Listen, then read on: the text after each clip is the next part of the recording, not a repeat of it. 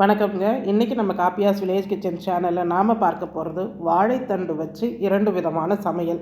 அதாவது மதிய உணவுக்கு வாழைத்தண்டு பெப்பர் ரோஸ்ட், மிளகு வறுவல் மற்றும் வாழைத்தண்டு மிளகு ரசம். வாழைத்தண்டு சாப்பிட மாட்டேன் அப்படின்னு சொல்கிறவங்களுக்கு இது போல் செய்து கொடுங்க, கண்டிப்பாக சாப்பிடுவாங்க. ஹலோ வீவர்ஸ், வெல்கம் டு காப்பியாஸ் வில்லேஜ் கிச்சன். வாழைத்தண்டு இந்த க்ளீன் பண்ணுறது, நார் இல்லாமல் எப்படி நறுக்கி எடுக்கிறதுன்றதை நான் டிஸ்கிரிப்ஷனில் லிங்க் கொடுக்குறேன். இதுக்கு முன்னாடி வாழைத்தண்டு கூட்டு பதிவில் விளக்கமாக போட்டிருக்கேன், வேணுன்றவங்க அதை பாருங்கள். இப்போ வாழைத்தண்டு அதே போல் நறுக்கி வட்ட வடிவமாக ஒரு 1/4 இன்ச்சு திக்குக்கு நறுக்கி எடுத்துட்டேன். இப்போ இந்த தண்ணியில் 1 ஸ்பூன் எலுமிச்சைச்சாறு, கொஞ்சம் மஞ்சள் தூள், கொஞ்சம் கல்லுப்பு சேர்த்து வச்சுருக்கேன். இது போல் தண்ணியில் நம்ம வாழைத்தண்டை போடும்போது கடைசி வரையும் கருக்காமலே இருக்குங்க. அதனால் இதில் ஒரு 4-5 நிமிஷம் போட்டு வச்சுட்டு அதுக்கப்புறமா நம்ம சமைக்க ஆரம்பிக்கலாம். இப்போ நான் எல்லா வாழைத்தண்டையுமே இன்னொரு தடவை தண்ணி ஊற்றி அலசி எடுத்து ப்ரெஷர் குக்கரில் சேர்த்துட்றேன். நேரடியாக அப்படியே சமைக்கிறத விட இது போல் ப்ரெஷர் குக் பண்ணிவிட்டு சமைக்கும் போது நல்லாவே இருக்கும். கொஞ்சமாக மஞ்சள் தூள், அதாவது ஒரு 2 பிஞ்ச் மஞ்சள் தூள், ஒரு 2 பிஞ்ச் உப்பு சேர்த்துக்கோங்க. அதிகமாக உப்பு சேர்க்கக்கூடாது. ஒரு 1½ கப்பு தண்ணீர் சேர்த்து 3 விசில் விட்டு எடுத்து வச்சுக்கோங்க.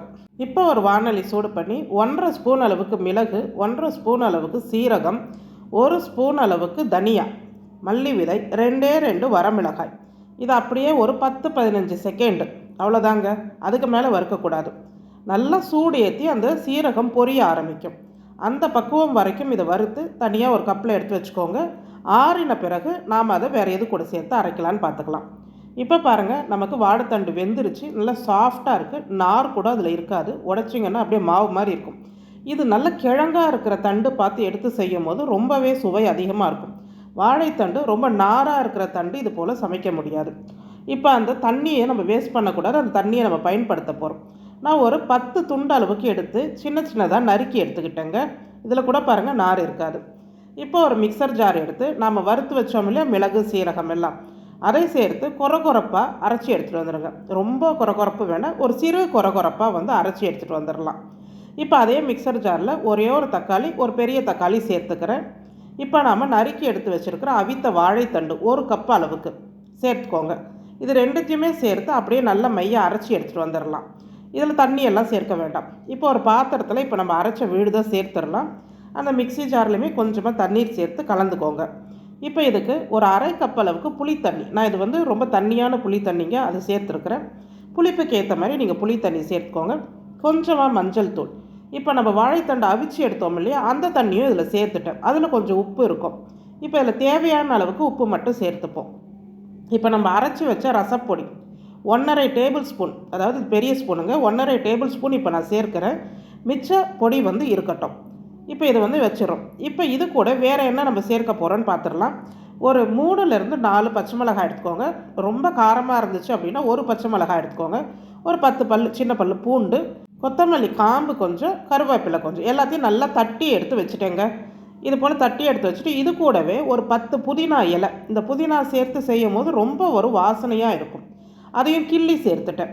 இது எல்லாத்தையுமே நாம் இப்போ புளி கரைசல் வச்சுருக்குறோம் இல்லையா, அதில் நம்ம சேர்த்துடலாம்.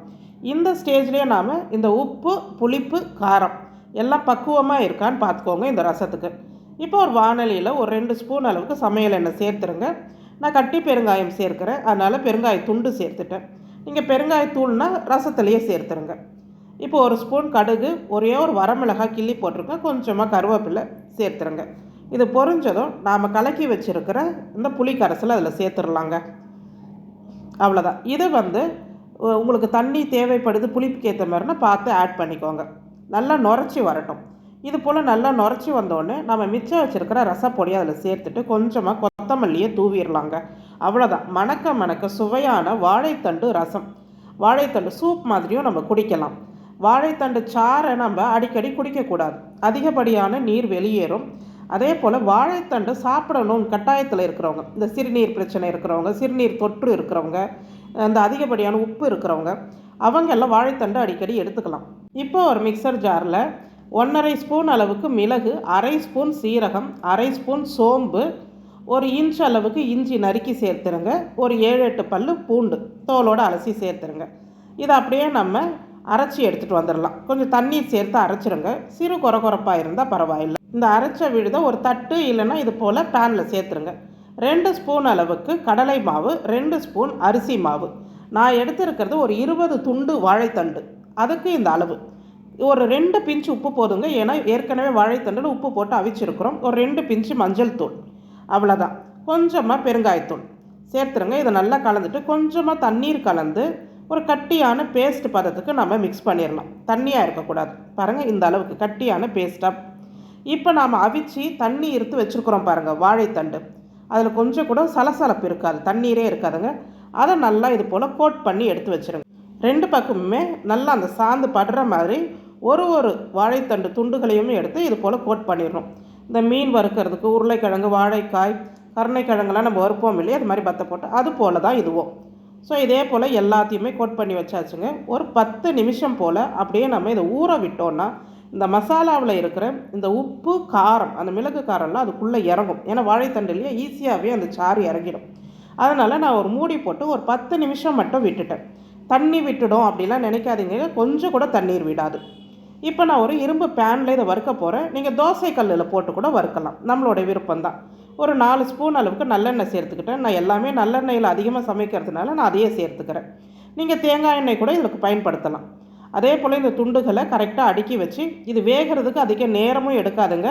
ஒரு பக்கம் 2 நிமிஷம், இன்னொரு பக்கம் 2 நிமிஷம், அவ்வளோதாங்க. ஏன்னா இது ஏற்கனவே அவிச்ச தண்டுன்றதுனால சீக்கிரமாக அது வெந்துடும்.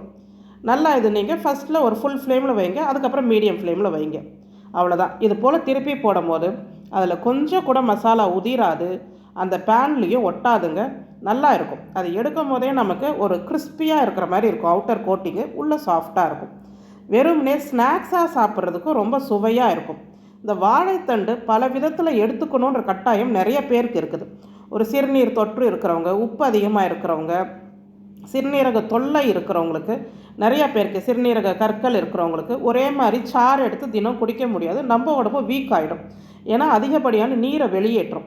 இது போல் உணவில் பல விதத்தில் நம்ம செய்து சாப்பிடும் போது அதே சத்துக்கள் நம்மளுக்கு தேவைப்படும். அதே போல் அதனுடைய பலனும் நமக்கு கிடைக்கும். ஏற்கனவே நம்ம சேனலில் வாழைத்தண்டு கூட்டு, அதில் வாழைத்தண்டை முறையாக எப்படி சுத்தம் பண்ணுறது நார் இல்லாமல் போட்டிருக்கேன். அதையும் நீங்கள் பார்த்தீங்கன்னா உங்களுக்கு வாழைத்தண்டு சுத்தம் பண்ணுற முறை தெளிவாக தெரியும். அது கூடவே இது போல் ஒரு மதிய உணவுக்கு வாழைத்தண்டு ரசம், வாழைத்தண்டு மிளகு வறுவல் செய்து பாருங்கள், கண்டிப்பாக உங்களுக்கு பிடிக்கும்.